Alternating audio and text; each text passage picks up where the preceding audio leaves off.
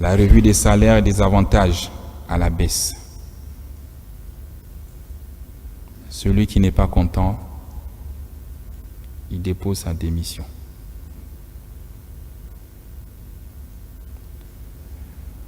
Pour l'administrateur provisoire, c'est 5 millions et des avantages plafonnés.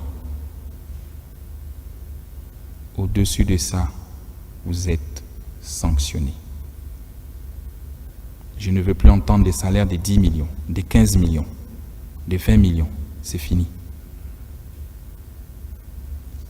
Les généraux ici, même 5 étoiles, personne n'a un salaire de 5 millions.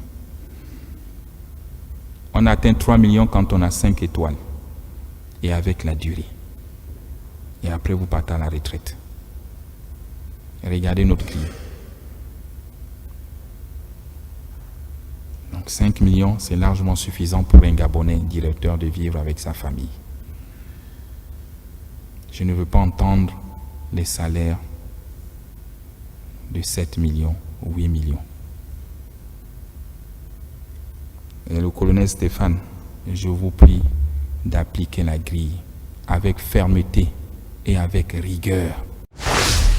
Salut à tous et soyez les bienvenus sur cette vidéo. Si c'est votre première fois de découvrir cette chaîne, alors n'hésitez pas à vous abonner et d'activer la cloche de notification pour ne manquer aucune de nos prochaines publications. Que se passe-t-il au Gabon?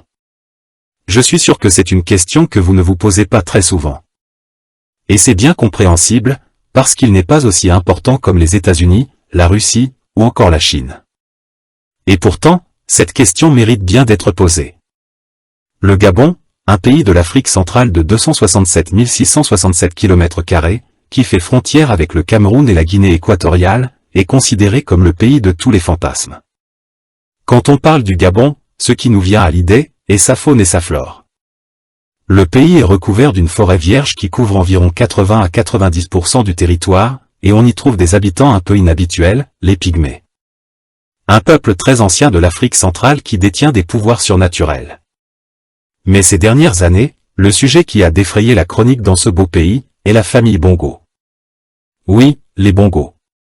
Un nom qui circule sur pratiquement toutes les lèvres, que ce soit au Gabon, en Afrique ou même dans l'Hexagone. Et c'est pas pour rien, car nous avons tous en mémoire l'une des sorties qui avait fait le buzz en son temps et que les internautes avaient surnommé Mékénoïse. Et depuis lors, nous connaissons tous la suite. L'ex-président du Gabon, Ali Bongo, qui avait succédé à son père après sa mort, a été destitué à la suite d'un coup d'État. Son successeur, le colonel Brice Oligui Nguema, bien étrange que cela soit, est aussi un Bongo. Car sa mère est une cousine de la mère du président Omar Bongo, le père du précédent président Ali Bongo. Oui, un Bongo qui remplace un autre Bongo, il y a de quoi à se poser des questions sur l'avenir du pays. Mais là n'est pas le problème. Le problème vient du fait que le Gabon, longtemps considéré comme le cierge de la France-Afrique, est sous le contrôle de la France comme bon nombre de pays africains de la zone francophone. Pour ceux qui ont une connaissance de la gouvernance de la France en Afrique, ne peuvent pas douter de l'avenir de ce petit beau pays de l'Afrique centrale. On nous dira qu'on tape trop sur la France, mais comme le dit le président Laurent Gbagbo, quand un homme passe, il laisse des traces sur le chemin qu'il parcourt, et comme ça on peut le retrouver. Et les dirigeants français ont laissé des traces et même beaucoup de traces à travers l'histoire sur tout le continent noir. Et nous pouvons vous assurer que ces traces ne sont pas du tout en leur faveur, et les faits sont là pour nous le prouver. Cependant, ce qui caractérise tous ces pays qui sont sous la domination française, est la malhonnêteté envers leur peuple, la corruption, la violation des droits humains, la mauvaise dette ou l'endettement à outrance, l'emprisonnement des opposants ou tous ceux qui ont une vision autre que celle de la France. Et dans chacun de ces pays, il y a des secteurs qui reviennent de plein droit à la France, comme écrit dans le Code noir. Pour ceux qui ne le connaissent pas, le Code noir est un recueil de lois et de règles auxquelles sont soumis les esclaves noirs des colonies françaises ainsi que leurs maîtres. Un texte secret qui date de l'esclavage, puis des années coloniales, et qui est brandi sur les têtes de nos dirigeants africains comme une épée de Damoclès à chaque fois que ceux-ci décident de prendre leur indépendance vis-à-vis de l'Occident. C'est suite à cela que les dirigeants français considèrent les secteurs vitaux comme des secteurs qui leur reviennent de droit afin d'avoir une mainmise sur les différents pays qui sont sous sa tutelle. Et quand on voit le nouveau président de la transition du Gabon, le colonel Brice Oligui Nguema vouloir mettre de l'ordre dans certains secteurs comme celui de l'électricité et de l'eau, un secteur qui est sous le contrôle de la France. On se demande c'est quel médicament de courage il a pu avaler pour oser faire ça, s'il n'a pas eu le soutien de cette même France. Ou c'est le début d'une prise de conscience. Mais tout compte faire, cette attitude est à saluer et à encourager. Et pour ce faire, veillons écouter la belle intervention du président Brice Oligui Nguema lors de sa rencontre avec les syndicats de la SIG. Depuis 1 an de transition, nous n'arrivons pas à résoudre ce problème d'eau et d'électricité. Et c'est devenu même une moquerie chez les plus jeunes qui font des TikTok, des vidéos à votre égard.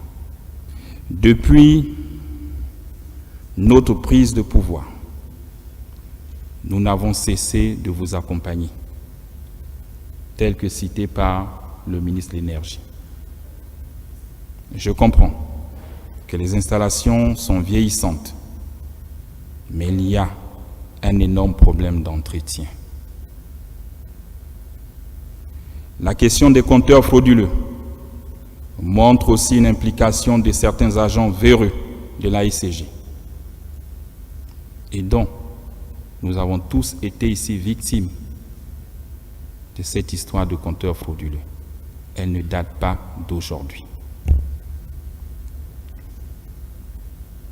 C'est une manière de racketter les populations. Parce que les compteurs, c'est vous qui les placez. Ce ne sont pas les populations. Vous et vos sous-traitants. Quand elle se présente à l'AICG pour demander l'acquisition d'un compteur, on lui fait croire qu'il n'y a plus de compteurs et qu'ils sont en manque. On rappelle à cette personne qu'il y a un sous-traitant qui a des compteurs. Et quand vous vous y rendez, le compteur, on vous le vend à 400 000 francs CFA. Moi-même, j'en ai payé les frais. On quitte de 120 000 à 400 000 francs CFA un compteur. Quand vous êtes dans l'urgence, vous êtes obligé de payer ce compteur. Une fois que vous le payez, il est installé par un sous-traitant. Et après, on vous dit qu'il faut codifier le compteur. Il faut encore payer la codification. Vous la payez. Généralement, c'est dans les 150 000 qu'on fait payer. Une fois la codification faite, vous chargez vos tickets EDAN. Et vous avez le reçu de vos tickets. 2 ans plus tard, 3 ans, vous avez la SCG qui repasse sur les lieux en disant votre compteur est frauduleux. Le Gabonais lambda qui ne travaille pas à la SCG, qui a payé ce compteur avec un sous-traitant. Et on vous dit il est frauduleux. Et on vous colle des amendes de 1 500 000 à 2 millions. Je sais parce que j'en ai payé. Et ce qu'on vous demande toujours, payez et on va vous expliquer. Comment vous expliquer qu'un compteur frauduleux, où le client paye des tickets EDAN et qu'il les charge, et on vient vous dire le compteur n'est pas reconnu à la SCG. C'est vous qui êtes à l'origine. Et comme on se connaît tous, quand on s'aventure pour demander aux frères, aux sœurs qui travaillent à la SCG, on vous fait comprendre que non, parce qu'ils ont changé un nouveau système. Et comme il faut rattraper les recettes, et ça arrive toujours en fin d'année, la SCG est déficitaire, il faut rattraper les recettes pour payer les fournisseurs. On vous fait comprendre que tous les compteurs ne sont pas reconnus à la SCG. Et donc chaque client revient payer l'amende de 1 million, 1 500 000. N'est-ce pas du vol? Il en est de même pour les compteurs d'eau. Vous aviez des compteurs d'eau que vous installez. Et après, on vous dit le compteur a été volé. Vous déclarez le vol de ce compteur. Donc une perte. que la SCG ne vous rembourse pas. 3 mois plus tard, on vous renvoie les factures de ce compteur à votre nom. Et quand vous refusez de payer, vous avez ce système. Si vous ne payez pas, on coupe tous vos compteurs. Donc il faut d'abord payer. Et là, le client paye. Et quand il finit de payer, il vous dit, mais je veux savoir quel est ce compteur qui est utilisé à mon nom. Vous êtes incapable de retrouver ce compteur. J'en ai payé les frais. Et même à Port-Gentil. On me dit ton compteur se retrouve à Matanda. Je n'ai jamais construit à Matanda. Mais vous faites payer les factures. Et on les paye. Donc ce vol est organisé par vous-même sur les populations. Les clients n'ont pas d'eau dans leur ménage. Quand on ouvre le robinet, c'est juste de l'air qui sort. Mais pourquoi vous faites payer les clients des compteurs où il n'y a pas d'eau? Ça nous fait mal à tous de voir nos mamans au quartier payer 5 000, 10 000 sur un compteur où il n'y a pas d'eau. Non, on paye l'entretien. Quel entretien? C'est un système mafieux. Il faut qu'on se dise la vérité. Pour augmenter vos recettes, on vole les populations. Ça ne nous enchante pas. Il faut changer ces comportements. Et si vous ne changez pas, on prendra une décision. Un compteur, c'est un peu comme chez nous avec nos Motorola. Mettez le même système que les militaires. Quand j'allume mon Motorola, ça signale à l'état-major. Ça indique la position. Donc vous ne pouvez pas installer les compteurs dans la ville et vous dites que vous ne savez pas là où ils sont. C'est encouragé par vous-même. Malgré les recettes réalisées, la SCG ne parvient même pas à régler ses fournisseurs. C'est honteux. Quand on habite la maison de quelqu'un qui vous fournit les services, il faut les payer. Vous ne pouvez pas faire 2 mois, 3 mois, vous louez la maison de quelqu'un, vous ne payez pas. C'est la même chose avec la société de patrimoine, il faut payer. La même chose avec Agrico, il faut payer. La même chose avec le CNE, il faut payer. Ils vous fournissent des prestations. Vous collectez de l'argent sur leurs prestations et vous n'arrivez pas à les payer. Ça veut dire qu'il y a un problème. Ou vous vous mettez l'argent dans les poches. Vous prenez l'argent des collectes sur les ordures qui parfois ne sont pas reversées. Expliquez-nous.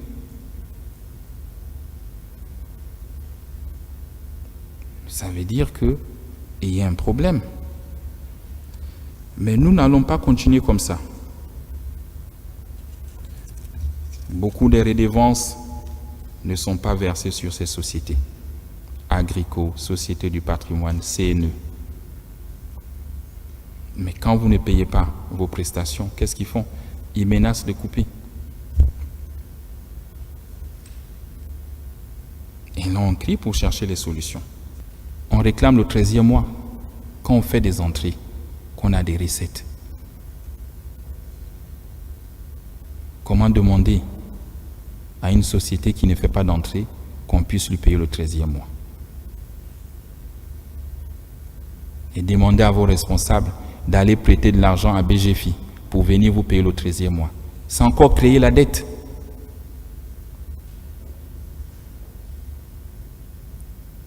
C'est créer la dette. Le DG va à BGFI, il va souscrire pour 3-4 milliards pour venir payer le 13e mois. Mais vous êtes redevable vis-à-vis de la banque, donc vous créez une autre dette. Le CTRI vous a suffisamment accompagné. Je pense que nous avons payé 132 transformateurs, tels qu'annoncés par le ministre de l'Énergie, et que certains transformateurs sont déjà arrivés. Nous avons payé depuis cette transition 14 groupes électrogènes que vous avez installés dans les provinces. Donc, c'est des bénéfices pour vous. Vous n'avez pas fait l'investissement. C'est nous qui le faisons maintenant pour vous. Parce qu'il faut vous aider. Mais quand il faut laisser les populations dans le noir, vous vous empressez de couper le courant.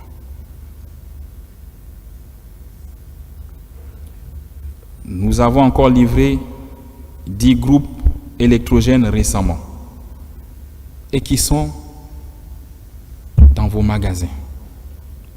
Je suis sidéré d'entendre sur 2500 agents de la SCG, vous n'arrivez pas à mettre ces groupes en marche depuis 2 mois qu'ils sont arrivés. Vous n'êtes pas des techniciens. Ou vous ne connaissez pas votre métier. Et si on ne le connaît pas, il faut démissionner.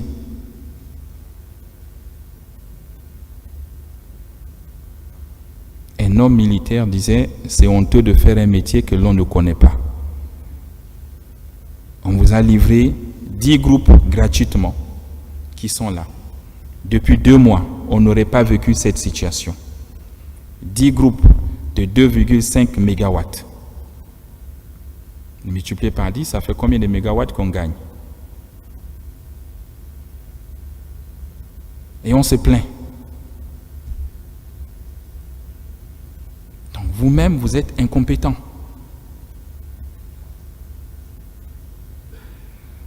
Je peux pas être militaire dans ma carrière, on me livre 10 Kalachnikov, au bout de 2 mois, je ne sais pas utiliser. Ça veut dire qu'il y a un problème. Soit vous le faites exprès pour laisser les Gabonais dans le noir. Parce que tous autant que vous êtes diplômés de Polytech. Quand on regarde les CV, vous êtes tous des ingénieurs. Ou à moins que ces CV nous trompent. 2 mois, on n'arrive pas à brancher 10 groupes.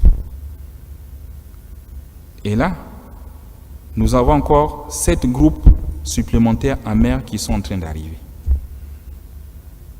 Ce serait la même chose.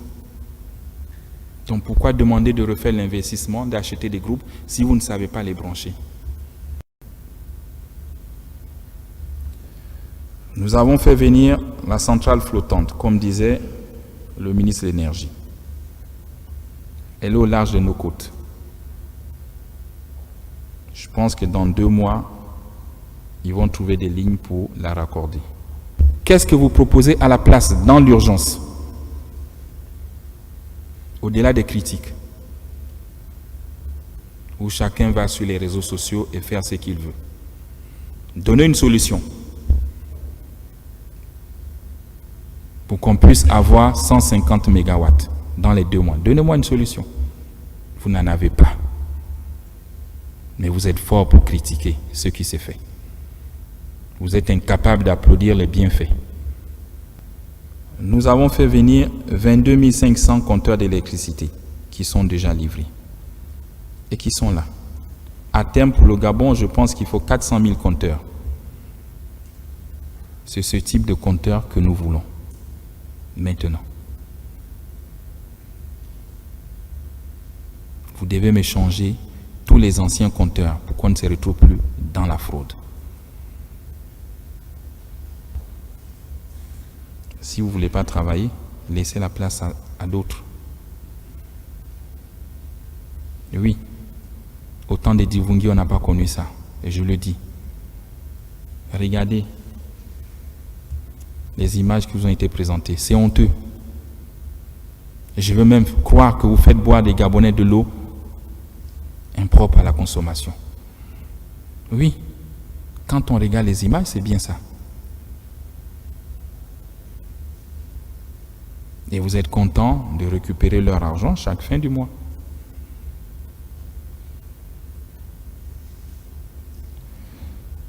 La mise sous administration provisoire nous amène à ce qui suit.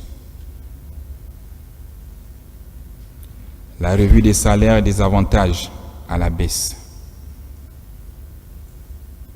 Celui qui n'est pas content, il dépose sa démission.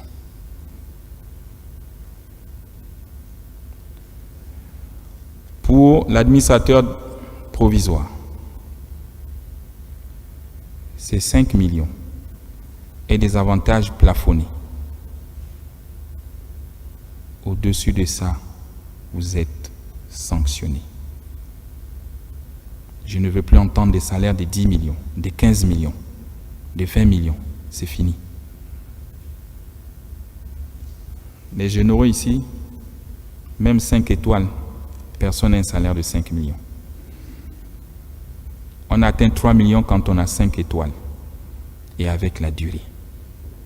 Et après, vous partez à la retraite. Et regardez notre pays. Donc 5 millions, c'est largement suffisant pour un Gabonais directeur de vivre avec sa famille. Je ne veux pas entendre les salaires de 7 millions ou 8 millions. Et le colonel Stéphane, je vous prie d'appliquer la grille avec fermeté et avec rigueur. Et vous avez l'administrateur provisoire, donc Jean Indundu. Vous êtes un ancien de la boîte. Nous vous avons choisi pour essayer de ramener l'harmonie. Vous avez 33 ans de boîte, plus 4 ans à la Société de patrimoine, si je me trompe. J'attends de vous la fermeté, le courage de me briser le système et de me faire tomber les têtes. Ils ne sont pas vos amis. C'est fini l'amitié. J'attends des audits et c'est ton défi.